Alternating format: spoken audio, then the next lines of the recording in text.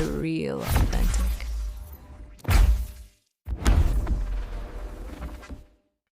We live in a world that demonizes sex. If you're a man, the world gonna demonize pussy. But it's not good for man to be alone. There comes a time, a moment in every man's life when he wake up, not just physically, but spiritually, mentally, and morally. He start examining his patterns, his addictions, his wounds, his direction. He started asking God real questions instead of repeating religious slogans. He begins aligning his decisions with purpose instead of impulse. And in that awakening, many men discover something uncomfortable. Even when you're pursuing the will of God, you're still human. You're still in flesh. You still have desires. You still feel loneliness. You still crave connection. You still want intimacy. And the scripture already addressed this reality thousands of years ago in the book of Genesis. God said plain, it is not good for man to be alone. Not sinful, not weak, not shameful. It's not good. That statement alone destroys centuries of religious guilt that has been placed on men for having natural needs. Because somewhere along the way, religion started acting like holiness means becoming a robot. Like righteousness requires pretending you don't have hormones, emotions, or longing for companionship. But God created the body. God created attraction. God created chemistry between masculine and feminine energy. And God blessed sex inside the context of love, unity, and covenant. Not manipulation, lust, or exploitation. Sex was never the enemy. Misuse of sex was. When a man is awakening, he often goes through seasons of isolation.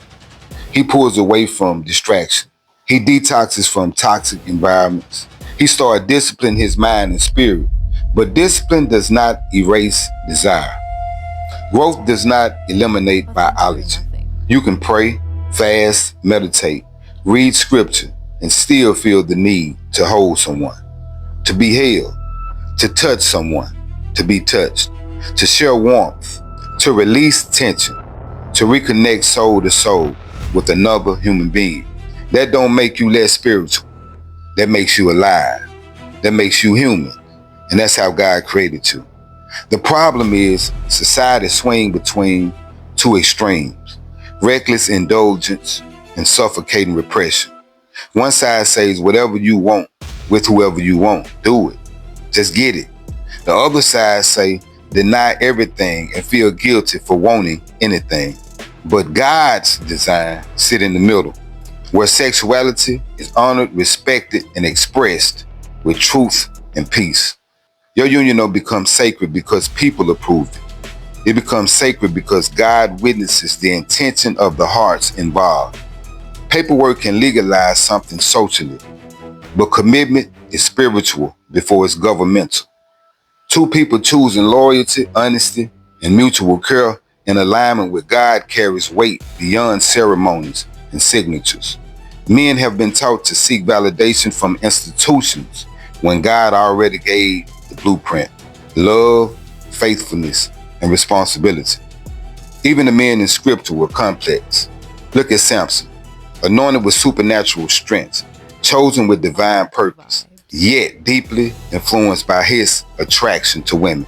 Look at King David, called a man after God's own heart, a worshiper, a warrior, a king, yet he also wrestled with desire, temptation, and moral failure.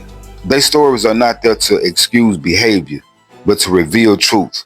Spirituality don't counsel humanity. You are a soul living inside flesh, and flesh has needs. The goal is not to pretend those needs don't exist. The goal is to master them so that you serve your life instead of destroying it. Sex without love can be emptiness. Sex without truth can become deception. Sex without peace becomes chaos. But sex rooted in connection, respect, and genuine care becomes bonding, healing, and renewal. A man aligned with God don't seek endless partners. He seeks meaningful union. He seeks somebody he can trust with his vulnerability, somebody he can build with, somebody who brings peace to his nervous system instead of drama to his mind. Because loneliness ain't just physical isolation, it's the absence of being understood. So if you're a man awakening right now, hear this clearly.